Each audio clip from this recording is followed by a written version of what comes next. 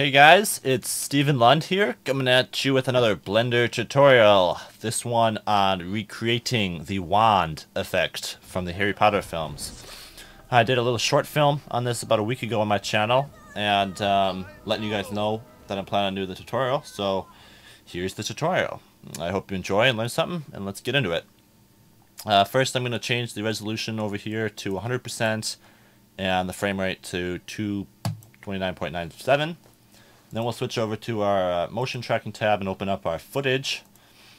This will be included in the description. I have it saved out as an image sequence, so just hit A to select everything and open clip. And you can see we have our two wizards dueling it out here, and this footage goes to about frame 98. So frame 98 will make the end frame. And then go to the beginning and hit Alt-A to cache in our footage. The purple mark here, it means it's cached, and it will play back smoothly then. So now you can see it's playing back smooth, and we can start tracking. So I'm just going to change the tracking settings over to blurry footage, because there's a bit of jumping around in the shot and stuff. And ideally, I would have had some markers on the road here to get more perspective, but alas, I did not place such markers, so we'll have to just track the woods and snowbank here. So I'll just start with placing markers on the forest here. These little patches of snow make good trackers because they're high contrast to the background. So just experiment placing markers on these, and the mailbox here, and the tree behind the mailbox, the base of the mailbox, snowbank here, any shadows, harsh shadows or anything like that works good. See if we can't track this tree up here, and just anything that jumps out at you, you can track. So get all these placed. If you don't know how I'm placing these markers, I'm just hitting Control, right click, or left click. I should have explained that, but you can also just go add marker up here. Control clicking, like so. And good if I could get something over here. Maybe I could just get that right there. And this on the tree here. Now let's get some markers on the snowbank here to try and get some perspective in this scene. And maybe over here we could get one, and maybe right here we get one on that bump there. Whoop, okay, scale up, there we go. And maybe one right here. Alright, so let's grab all those markers now, and oh, excuse me. Okay, there we go. Now grab all those markers, and maybe we can place a few more in the woods here, here, here, and then here. Alright, so grab all those, and we're just going to hit track forward. We placed all these on the first frame, so we can just track them all forward. And some of them will probably get knocked out of the screen over here. Like that one gets rear end, but for the most part, it seems like they're tracking pretty decently. This one's going to have issues right away, I can tell. So we'll just delete that one, and we'll swap with this one. It's not enough information there for that track, so we'll delete that one too. And let's see if we can't get something else going over here. Maybe we can track this branch here, because it would be good if we could get something up in that corner. Now I placed this track in the middle of my footage, so I'll have to track backwards and then scrub through it and track forward at that point. And go. Alright, there we go. And that seems okay. Seems like I grabbed it pretty good. for the most part. That's pretty good. So let's go with that. Maybe we could track something on this tree here too, like so. So again, track backwards, and then go to the point where you started and track forward. Perfect. Okay. So let's select all of our markers then, and first click keyframe selection, so it automatically selects which keyframes between A and B have the most perspective shift, and then refine the focal length because I'm not sure on what it is, and then we'll quick save this as tutorial. As you can see, I already saved one before, so I'll do tutorial 2, and let's solve our camera solution. So to do that, we hit camera motion. Okay, so we got a 61 camera solution. That's pretty terrible. Let's see what it's saying. Our footage setting, footage information. We can tell it what camera data right here. Let's tell it to use the Canon 550D because that's what I shot it with. And let's make the focal length for now just 20 because it was around a 20. I know that. And then we might not have to refine the focal length. Alright, so let's try that again. That got worse. Let's try having it refine the focal length. See if that gets any better. We'll see what it... Doesn't seem like it's changing the focal length over here too much. But I'm definitely not getting too great of a solution, so let's see what we can do about that. Let's scroll through here. Refine, hang on a sec, I'm gonna quick.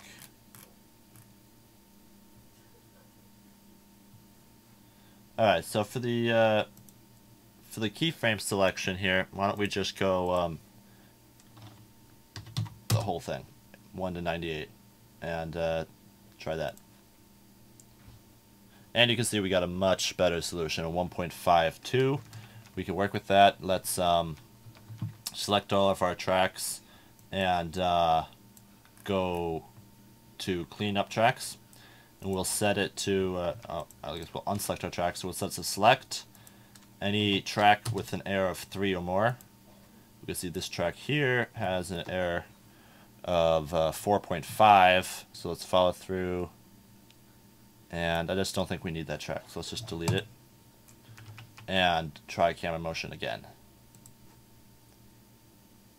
We got 1.2 now, so that's that might be workable for us.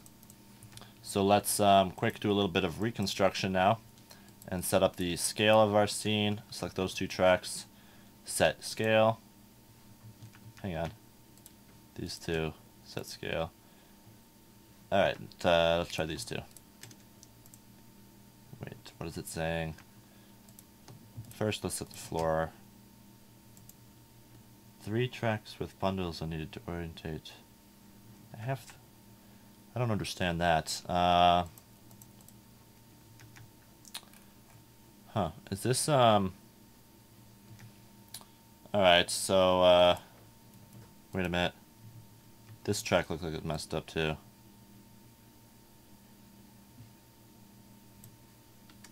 Let's do a little bit more cleanup first and see if we can't fix that error we're getting. Clean tracks of 2 or more.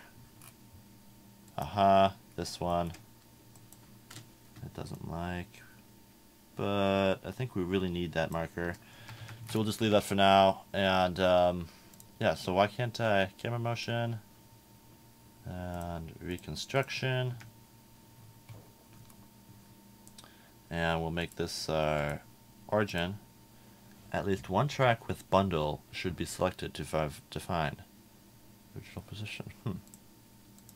Well, this is with the bundle, so what's it saying? Alright, hang on.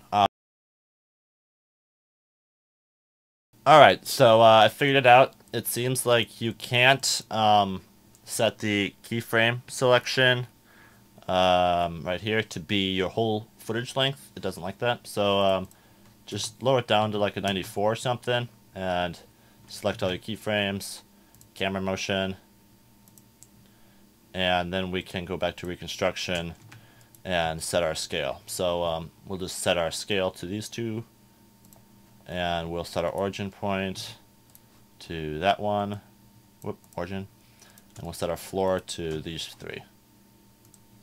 Alright, so with that set, we should be able to click Setup Tracking Scene, and then go back to our default view, find our camera in here, right there.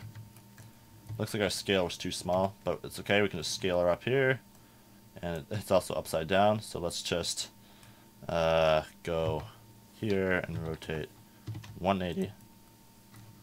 Alrighty, that's better. And just kind of setting our camera up so that these are along our y-axis. So just like so.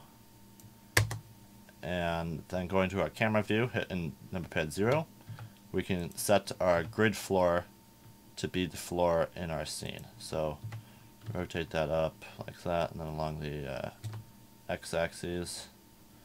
We basically want the road to be the floor that these characters are standing on in our 3D world.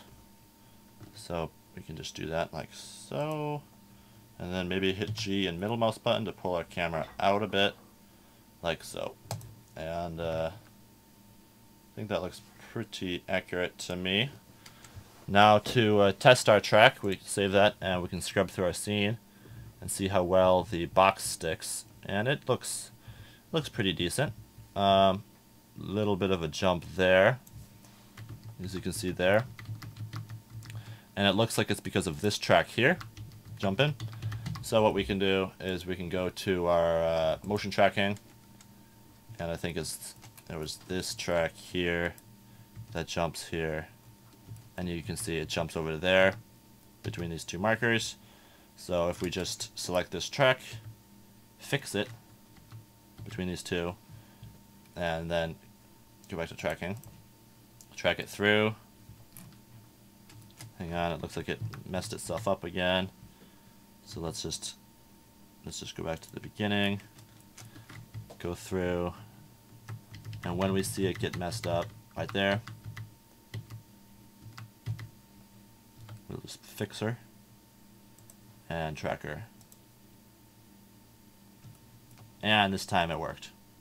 So all we have to do is select all of our tracks again and go camera motion. And this time, when we go back to default, it looks like we have to scale our scene down a little bit now. It's okay. It shouldn't jump there. And so if we jump back to where it was, you can see that's much better. So that's how you fix a little error. But now that we got that set up pretty good, let's move on to setting up the effect itself. So to start, we have our box and our plane already, which is good. We want to scale up our box, so hit Tab, hold Control, and snap that up to be on top of the plane there.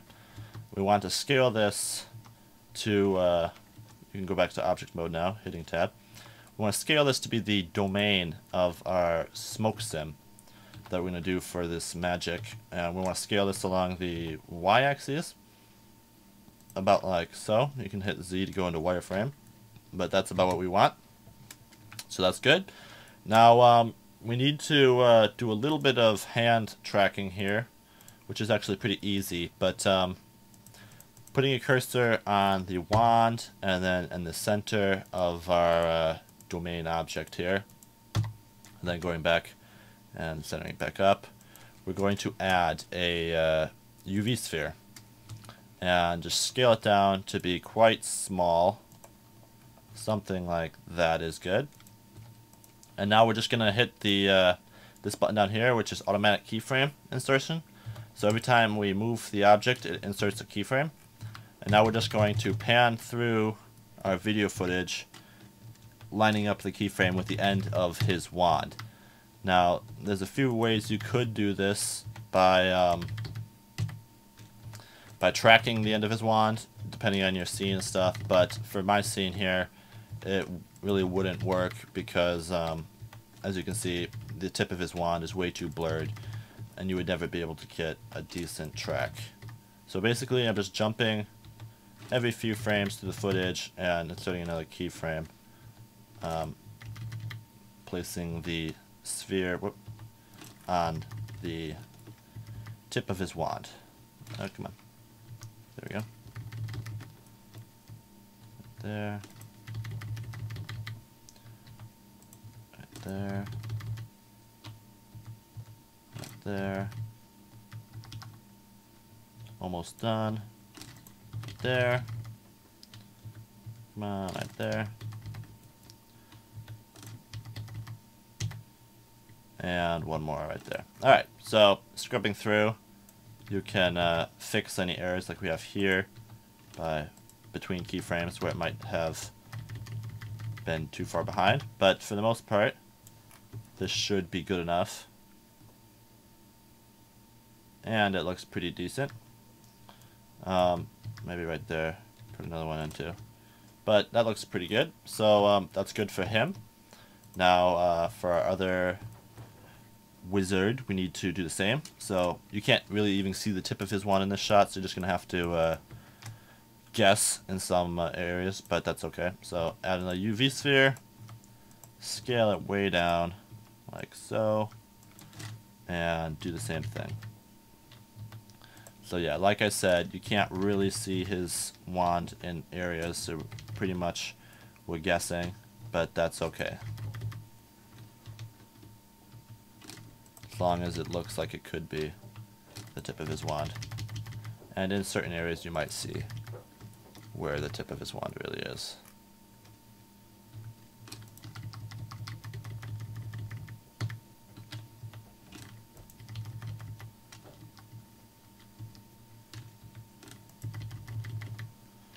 So just going through and inserting keyframes.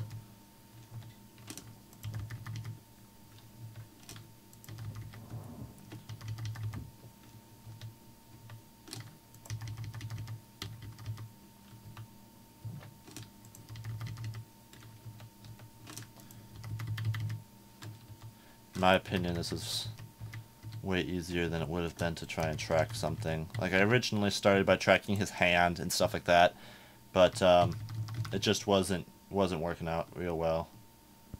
And this worked okay, so this is what I did. And there we go. That looks pretty good. So now that we have that set up as well, we'll save. And one other thing we need to do now is go on top, and just in the center of our scene where their two spells would be clashing, we need to add one more UV sphere, and this one we're going to scale way down on the y-axis, and this is going to be the collision for the smoke sim. So something like that should be good, and what we're going to do is just on frame 1, insert a keyframe by just grabbing it because we have this selected. And I accidentally put one on frame 2, so I'll delete that one. Option I. Alright, so what we're going to do is I inserted the keyframe, so we're going to quick split our window here and open up the graph editor. And drop down there, and along the y-axis, or y location, I'm going to hit N to bring up my properties and add a modifier noise. And if I play this back, just looking at it from here, you'll see that it's, I'll uncheck this now, you'll see that it's jumping back and forth like that. And we can adjust the scale and the strength of it here. I think I want a strength of like 1.5, and the scale of like, that looks pretty decent, maybe 7. And this is going to be where the two bolts clash and are kind of fighting here in the center. And this is going to be the collision that detects those. So that's that looks pretty decent right there. So I'll save that and go back to wireframe and pause that. And okay, so now we're going to make that a collision, and we don't really have to change any of these settings. And now let's set up our particle systems for the smoke simulation. We can close this window now, for now at least. And particles, add a new particle system. Alright, so we want this to start. In my scene, I didn't have it quite all the way there yet. So, but we could start this, we could just start at 1, I think. Well, here, why don't we start at like a -5, so we already have some particles coming out. So, start that at a -5, end it at the end of your scene, which is 98. The lifetime, I think like a 15 or something will be good. And you can see what's going on here. We want to go to our field weights and turn off the gravity. And give it some randomness here. Some randomness here, just a little bit. And now, selecting our collision, we're going to go Shift S, cursor to selected, Shift A, and add a force field. This is going to attract the spells to the center and work as our force field. So basically, we're going to, a force normally pushes away, but if you give it a negative number, it will pull. So we're going to go -15 and give that a little bit of noise maybe. And let's quick grab his and do the same thing. We can just go a new particle system and grab the same settings for his. And let's jump to the beginning and hang on. Okay. Play this through. And you can see what's happening is it's working, but they're spreading out way too large right now. So hang on. Well, one thing we want to do is parent the force field to the collision box. So selecting the force field, then the collision box, hitting Control P, set parent to object. And we're going to add one more force field to pull these particles tighter. And this is going to be a vortex. So we're just going to do that. We're going to rotate it 90 and parent that to that as well. And for these settings on the force field, we're going to give it a -1 inflow. And we can just experiment with this a little bit then. And maybe a positive one. No, I think we want minus like 3 or +3.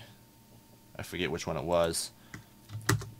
We can turn the strength up a little bit then, and hang on a second. I'm going to quick check in my scene here what I had these settings to. Alright, so we do want a -1 inflow, like so, and like 5 strength. Wait, yep. -1, like so, and give it some noise as well, like so. So that's pretty good. We just need to turn down our emission from the particles. Right now it's emitting at 0.1, and we really just want like a little bit of that. So there we go. And I think we need to make the lifetime a little bit longer too. So they're not even touching right now. Let's give it 20 lifetime, and now you can see they're colliding off the centerpiece there and kind of bouncing back. So that's pretty good. Maybe give it a little bit more, and then give it a little bit of a random 0.1, 2, something like that lifetime. Maybe 22 lifetime. So I like that. That's looking pretty good. So there's our particle systems, and we can bake those now. Well, maybe we'll add a few more particles. Let's up that to like 3,000, just so there's more information for the smoke sim. We'll go 5,000. All right. So there we go, and let's bake these in the cache. So we don't really have to change anything here. I think we can just go bake, and just like this one, do the same. Quick Do that to clear out the cache, and then bake. And that looks pretty good. You can see we have a little bit of like a sputter here, and that might be because we have our subframes here. We can add a few subframes here to improve that, I think. So we'll do that on both these, free the bake, add some subframes. And then also the cache step we can turn down to 1. So it's caching every frame instead of every 10 frames. Or keyframe caching, I'm not exactly sure how it works. But basically just turn it down to 1 and it should look good. So we'll just go to the beginning and bake. It'll take a little bit longer to bake with those. And this one too, it looks like it's baked already, but we'll just bake it, and there we go, much better. No, that looks perfect. Alright.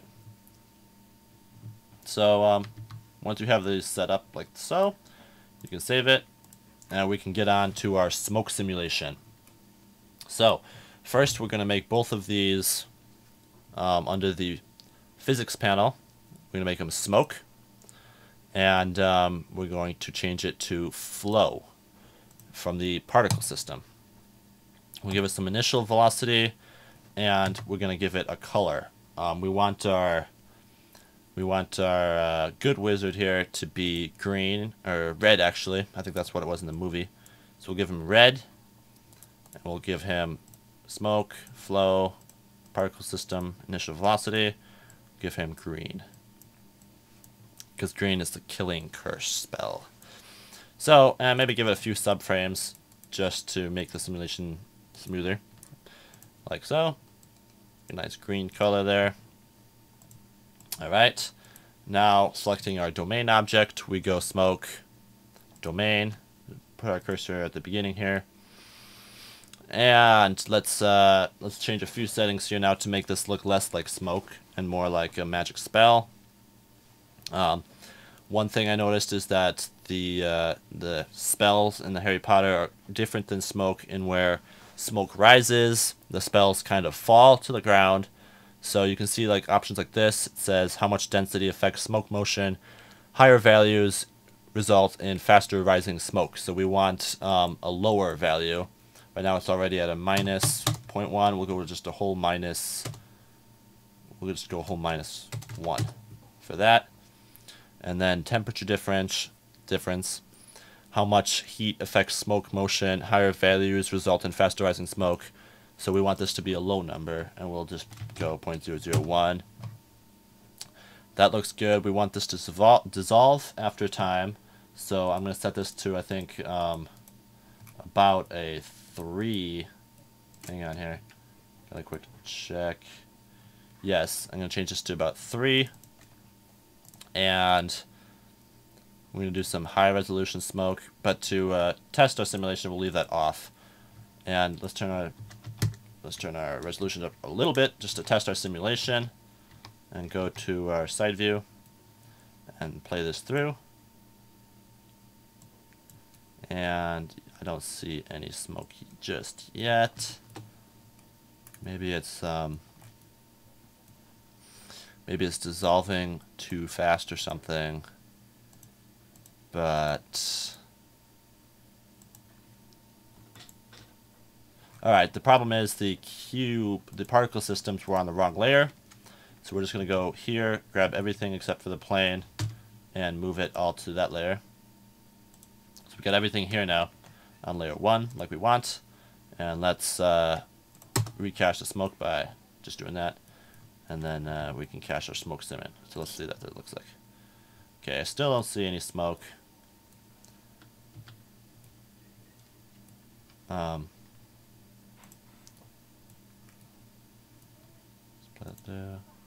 Alright, so obviously I'm missing something. So let's just keep going through our settings. I think I got everything.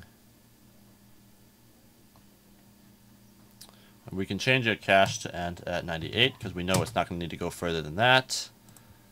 And let's see. Perhaps this is dissolving too fast. Let's turn that off and see if it works. No, I'm still just not seeing anything. Well, why don't we just try baking it and seeing if that works. So I'll just quick bake this. Now, I still don't see anything. It's kind of confusing. Oh, I haven't set the particle system for these. So you have to go select the particle system. Alright, so now it should work. So now if we free the bake, jump to the first frame, and play through, you can see we have our smoke, and we have lots of smoke. So that's really cool, but we need to turn the dissolve back on, and let's try that again. And you can see we have it roaring. That looks pretty cool. So let's turn the divisions way up and do a high quality bake and see what we get. So for the tutorial, I'm just going to do about 100 and then smoke high resolution and turn the divisions up a few, like so. Save that. Maybe change the strength here a little bit. Now this might take a few minutes to bake. So I'm going to start the bake and pause the recording, and I'll be right back when it finishes. So hang tight. Alright, so I let it bake for about 20 minutes, and it still had about 3/4 to go. So I'm just going to cancel it and leave it there. I have these frames here baked already, as you can see. I don't have the patience to wait any longer right now. So we'll just pick a frame like this to work with. And you can see that our viewport's getting more choppy now with this high resolution smoke. So you may want to turn off the show smoke high resolution when you're editing. You can see it gets much faster when it's off. So let's go into our viewport and save. Let's start setting up some of our lights. So to do this, we're going to take both particle systems, not the border, just the particle systems, and duplicate them, hitting Shift D and moving them to this layer. And now over here we also need to duplicate our force fields, because the force fields only work if they're on the layer. So let's just select that and deselect that. Okay, we got them. Shift D, move to this layer too. And the collision box for that matter. So Shift D, whoop. Hang on, alright. Shift D, move to that layer. So we have all that here, and we can test to make sure that works. Yes, it does. So we do have the vortex one in here, right? I don't see it. I don't see the vortex one. I don't think we copied that one. Let's just Shift D it one more time and move it there to make sure. Alright, now we got it.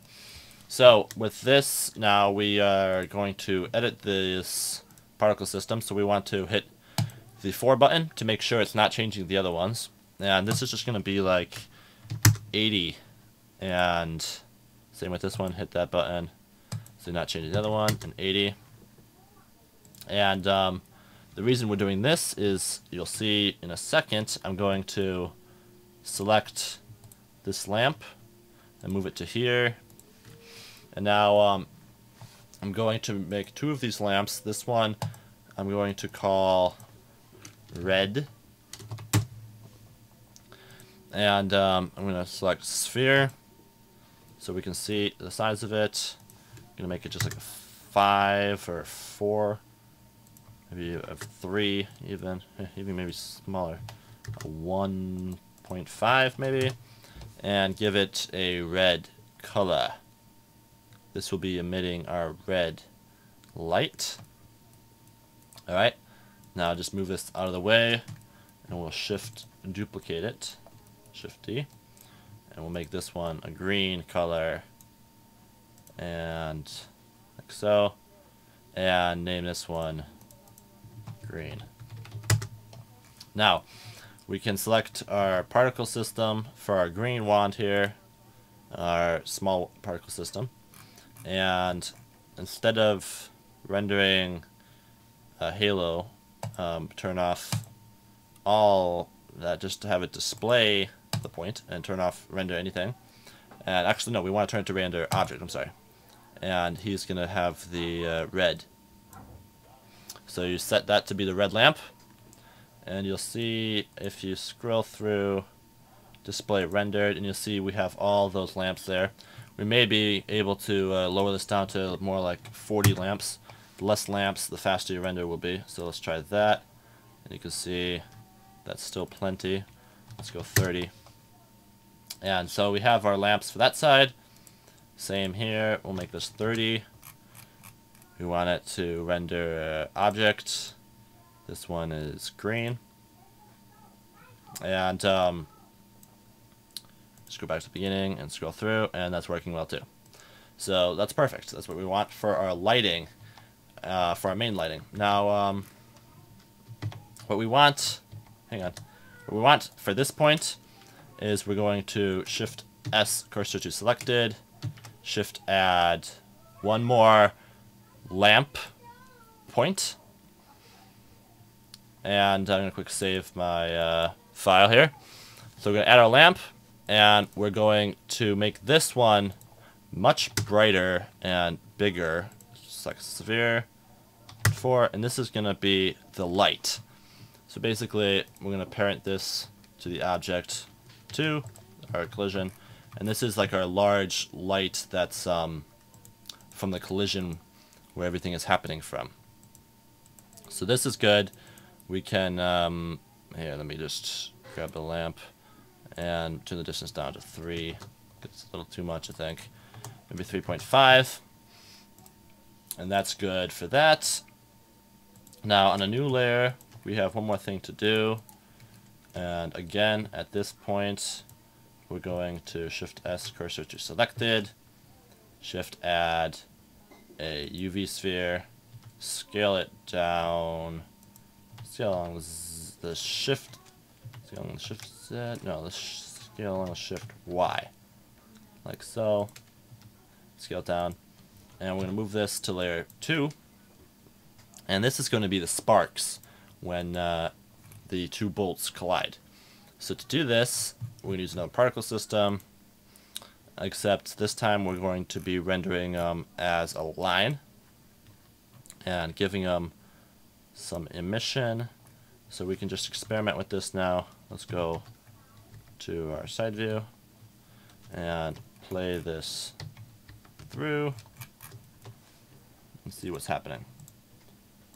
Hang on, let's turn off our, let's just turn off that, and we also have to quick parent at frame 1. We have to quick parent this to that. So we gotta grab our sparks,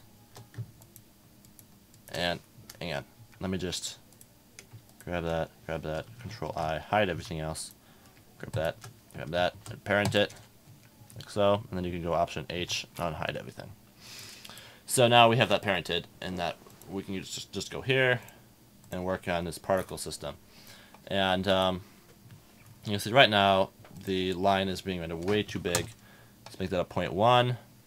Let's give it more emission, so they're shooting out more like so. And let's give it a little bit of a head and have it render speed too. That's a cool feature.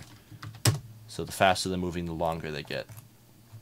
Now, what we're going to do for these is we're also going to move these to this layer. Hang on, no, we're not going to move them to this layer. Undo that. But we're going to duplicate this floor and move it to this layer. And we're going to have this this ground 1 up here. You can see up here. This one's ground 1. This one's ground 0. And what we're going to do is we're going to not have this rendered, but we're going to have it a collision for the sparks. So moving it to the same layer will allow it to be a collision. And now you'll see they're bouncing off that like crazy. So what we have to do now is turn down the lifetime of these sparks. Have them end at 98. Have them start at like 8 or 9, 10. And give them a lifetime of just like 11. And let's give it some randomness. here, and some randomness here with the browning. And that's pretty good. And let's give some random lifetime too, so they don't all last the same amount. Maybe we can make them last a little longer now because there's some random lifetime. And I think we can draw the lines a little bit longer. So let's make it a little bit longer. And not quite so long. And it's still a little bit long. We go 2-2. Alright, so now to make sure that the sparks are starting at the right time, you can look at your smoke sim. And that's almost perfect, so let me go with that. And I think we can make the sparks a little bit shorter, so like so. And yeah, so we want these, one more thing with these particles on the first layer, you want these to just display a point and render nothing. So on both of these, display a point, render nothing. And don't render the emitter either. Uncheck emitter. Alright. So that is the simulations. Now we have to get into the materials. So for the materials on the smoke domain, we're going to select volume to start. And we're just going to change a few things. The density scale will turn up to 2. The emission, we want to be quite bright. We're going to be changing this later in the textures. And then the reflection can stay like it is. And we can turn up the resolution a little bit. And the step size to be a smaller number, because the smaller the number, the more samples in that case. So now we're going to go to our textures, and we're going to add changes to a voxel data, and select our domain cube, and you can see that pops up right away. So now with the domain cube selected, we are going to check this to be the density and the reflection color. And that should be all we need to do here. Now we're going to make one new texture, and this is going to be to create that more of a white bolt in the center, to make it look like it's like hotter in the direct center, and kind of more like lightning or something. So to do this, we have to again select voxel data, select the cube. I'm going to change the colors to be ramp, and just pull this way over there so it's a tighter amount of color. And then we're going to select this to be, I think, emission color. Let me check. No, just emission, not the color. And we'll change the blend type to multiply. And that should be it for that. If we go to here, it just looks blank, but we have to change the density down because the density is being solved in the texture tab. So that should do it. I think we can do some test renders now and see how she's looking. So select all 3 layers, and we're going to have to make a new render layer for our sparks. Go sparks and select that layer. Turn that layer off. Alright, that's good. And we can turn off the sky. And let's also give it a vector pass so we can do some motion blur. Alright, so let's do a test render. We gotta go over here. And we never baked these. We should probably bake them to keep that from messing anything up. So we'll just go, hang on, change the cache step down to 1 and bake it. It'll take a little bit longer, but should do a better job. And she's done. One thing on the sparks, we have to give it a material too. So this is just going to be a basic emission. So we're going to give this a 1 on the emission. So they emit light. and maybe give it a slight yellowish color, like so. Alright, so let's do a test render, see what we got going. Hang on. On these sparks, we need to turn off the emitter. Alrighty. And so select a frame right there. Make sure we're in our cached boundary. Hang on, I think I baked. Let me see, do I still have this? Yeah, there we go. So that should still work if we go to what I baked here. Save that. I just did. And let's do a test render.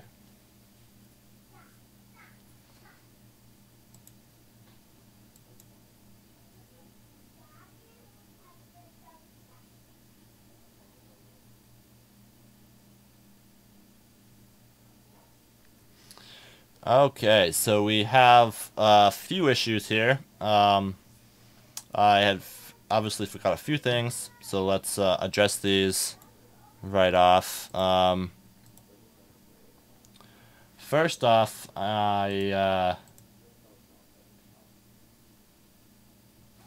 don't want to mask the bottom layer like it automatically set up to do, and I also want it to give me a diffuse pass, and I think that should do it. Just a diffuse pass should be all I need, and I think that's it. Let me just check. Alright guys, I'm back, and let's just try this render one more time. Hit F12, and I haven't changed anything, so we'll see what we get. And I'm going to quick jump to the compositor to examine what layers are what and stuff right now.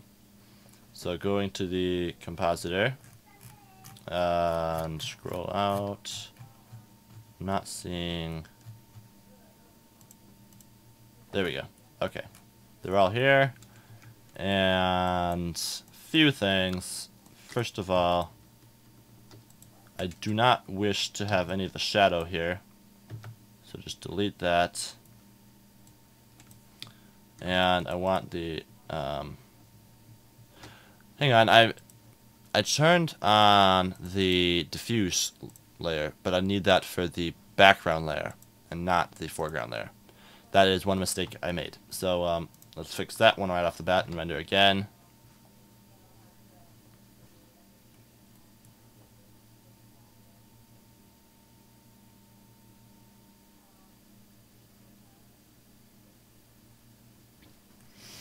Okay, we got that working. Let's look at our normal layer, and this is our.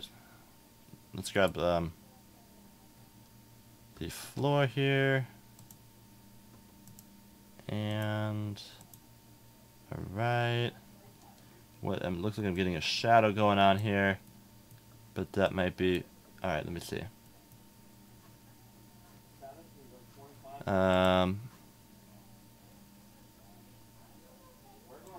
Alright, so, hang on. It's getting a little bit laggy having this displaying the high resolution smoke down here. Let's delete this, and we'll delete this. This is our footage. Delete that.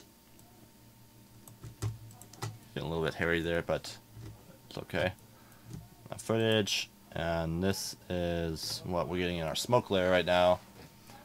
So, obviously a few issues, a few things. This center collision bounds I never turned to not render. Alright, so yeah, we have to select our collision box here and turn it to not render over here as well. So that's one thing, but I also think the smoke is not rendering correctly right now. So, one of those issues may be the lighting is off. Let me quick examine my other scene here to compare. And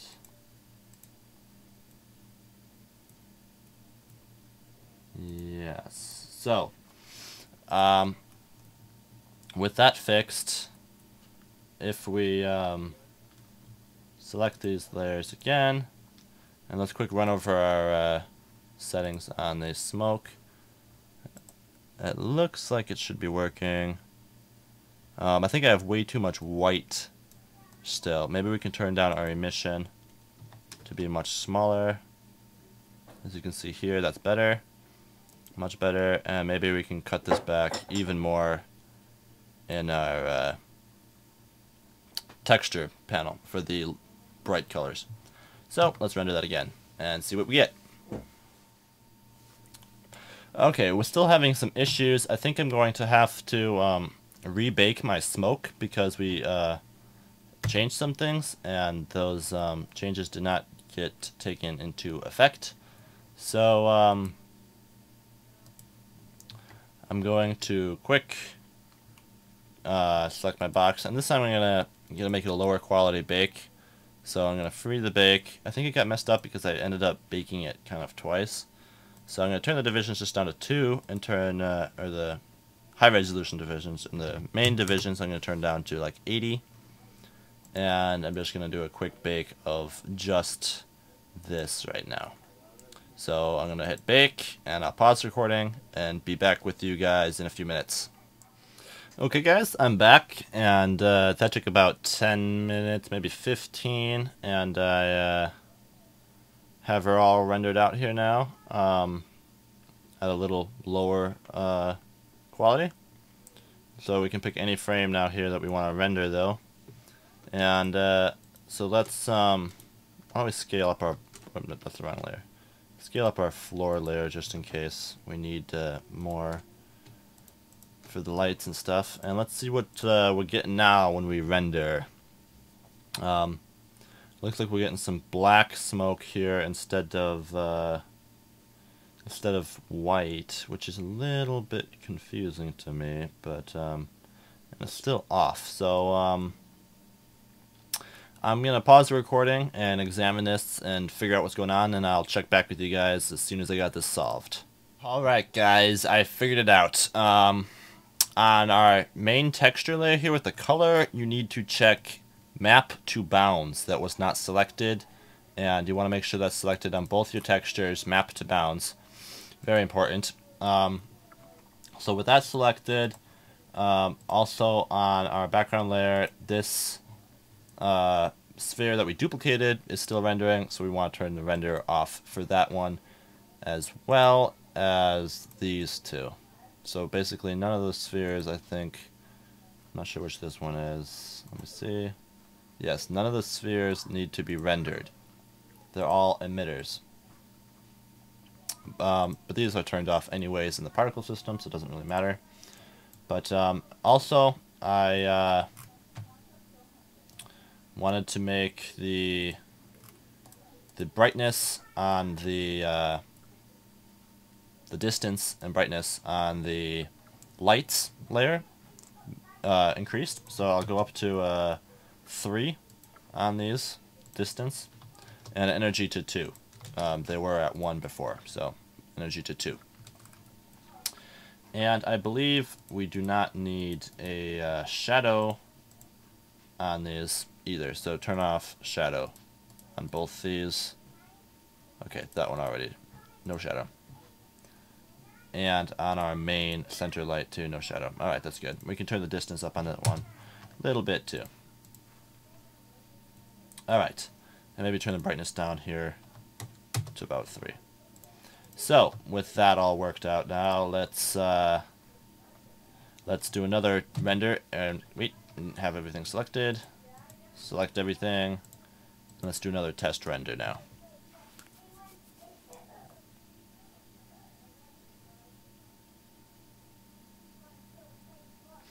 Alright, you can see we're still getting a sphere that's rendering here. We gotta fix that, and our smoke is looking black again, so that's a little bit strange. Alright, what sphere is still rendering here?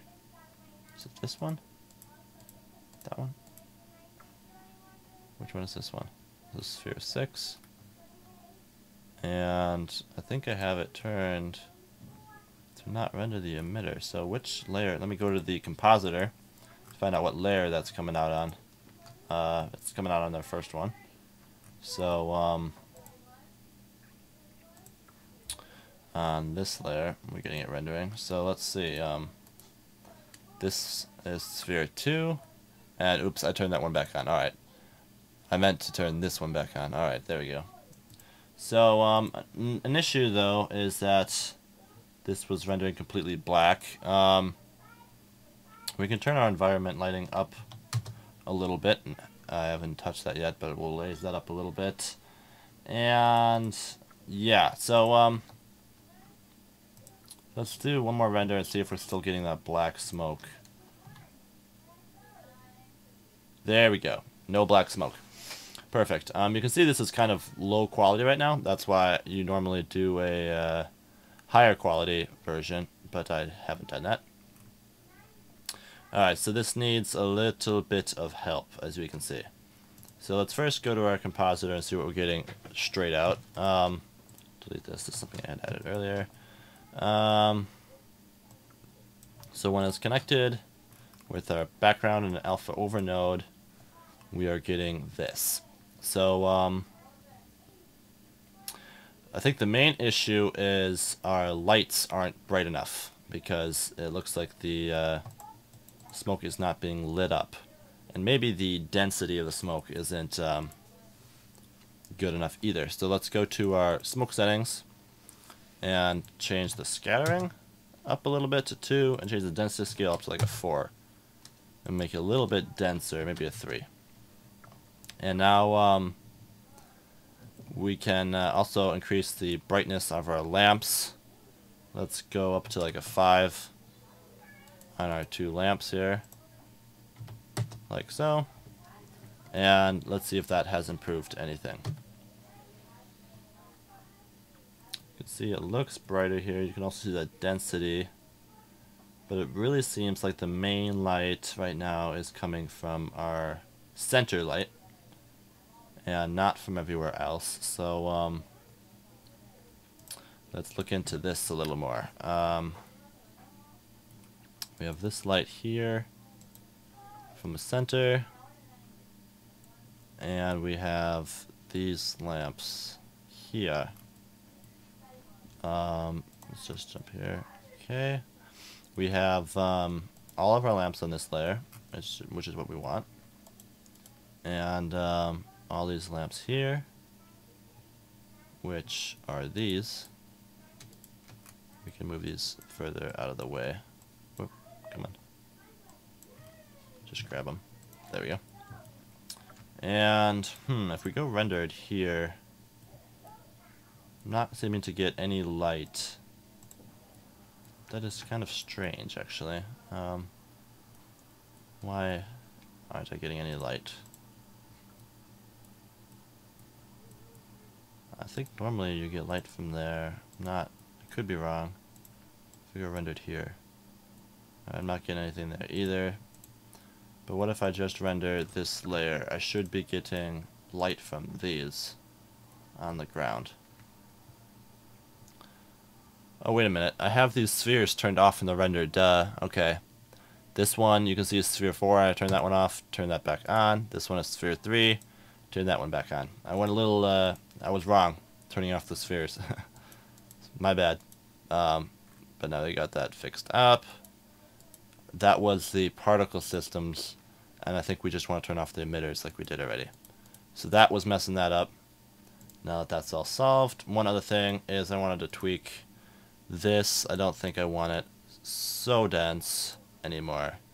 So I think I'll put the scattering back at 1 and the density back to that. And I might tweak the amount of white with this a little bit, like so. Alright, let's save that and let's do another render. Escape. We don't have all of our layers selected. Select them again and render again. Alright, that is looking much, much better.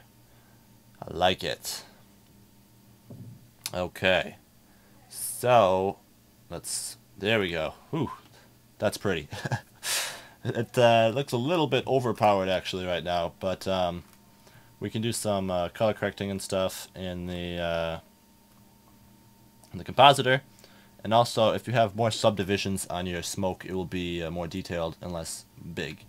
But I turned it down, if you recall. So, a few things now. We're going to first take our background layer now and add the light to the ground. So I'm going to shift add a color, I think I will do a color mix with the diffuse on the background layer. Put that in the bottom. We'll see what that looks like. Bum, ba, bum. Okay, that's the light we're getting there, and we want to switch that to add, not mix. There we go. So you can see our large amount of light there. It actually is a little bit too overpowering right now. So we may want to actually tone down these lights. I had turned them up because I thought that they weren't shining, but it was just because I had the render layer off. So we can turn those back down to about a 2. So that will be better. And looks like we might want to rotate around. It's not too bad. We can just tone down here the amount of light also the ground receives by changing our add node. So that's looking okay. Now let's add in our sparks as well. So let's duplicate this layer and our vector blur. Switch this layer over to our sparks. Take the image, connect the Z, and connect the speed with our vector node. And add in a alpha over to add our sparks in. And let's check that. Dun dun dun. This might have to be swapped. I think this one goes into the bottom.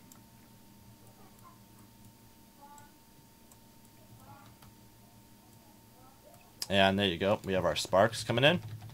And it looks like we might want to turn up the resolution on the... or turn down the amount of blur maybe here on the vector blur.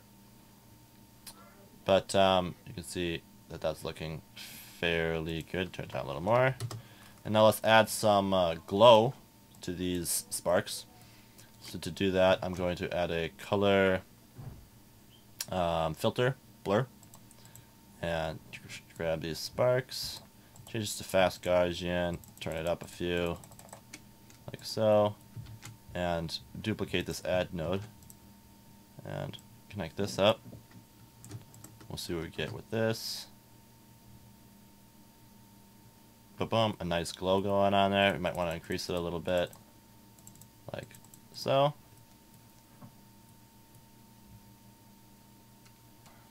Very nice, maybe a little less. And we don't want the sparks to be added 100% to the scene. Make it more of like a 0.8 or something, just so they're not too overpowering there. Maybe select pre-multiply, does that look good? No. Forget the pre-multiply. We don't need that. Okay, so that's nearly finished. Let me just quick check over my original scene here and see what I did. Alright, so okay, so basically at this point it's just tweaking it however you like. One thing you can do is turn up the emission value if you want more white in your scene. So I think I'll turn that up to like a 4 or 5, and I think I might also let's put more of this in here. Let's do that. And then after you've see this, connect that up with that.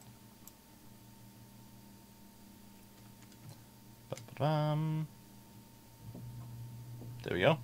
And we can also now add a few glare and ghosts nodes. So we'll add this in. Zoom in a little bit with Alt V. And let's make this fog glow and wait for it. Turn her up a little bit. Might have to adjust the threshold a little bit.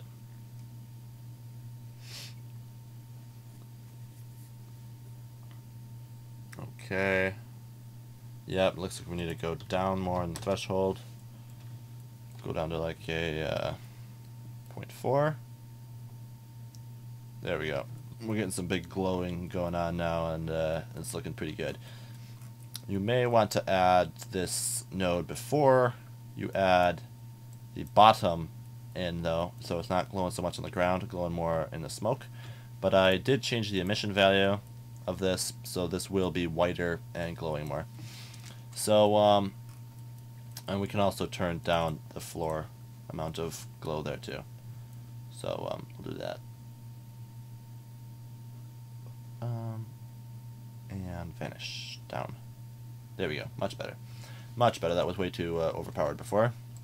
So we can also duplicate this glare node and make it ghosts to give it a little bit of a lens flare, which is normally pretty cool. So let's see what this looks like. Ooh, that's way cool.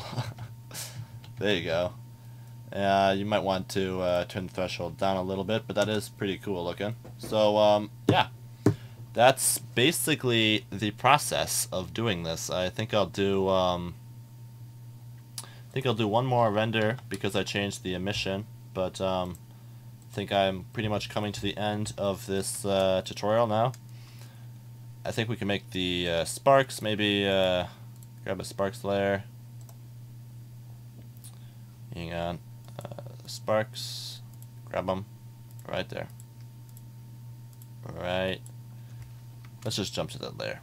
There we go. We can make the sparks a little bit longer, so let's give it a little more head, and not so much. 1.5. Yeah, maybe 2. Okay, so that's good. And I can also quick add a little color correction, color balance node, and just kind of add some blue to the darks and add some orange to the brights. See what we get here. Connect that up.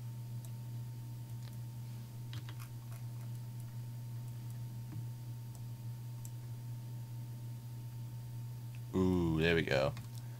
A little too strong, but you can see what I'm going for. I'm going to just turn the factor down.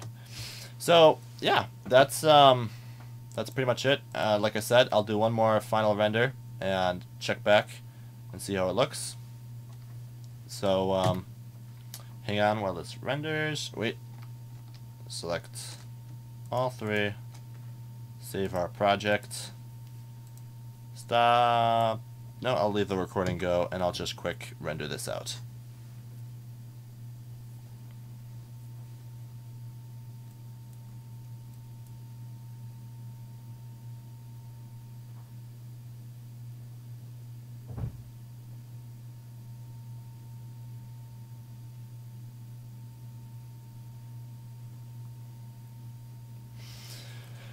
Okay, so there we go.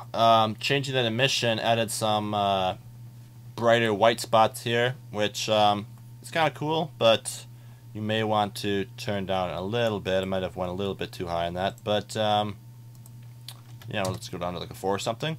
So there you go, guys. That is pretty much the process I went through. And then for the close-up shots in my scene, I basically didn't bother tracking it. Just hand keyframed the wand and did the same effect. And yeah, so thanks for watching, guys. Let me know if you enjoyed the tutorial in the comments, and I'd love to see your finished results. That's it for me, and I'll see you next time. Bye-bye.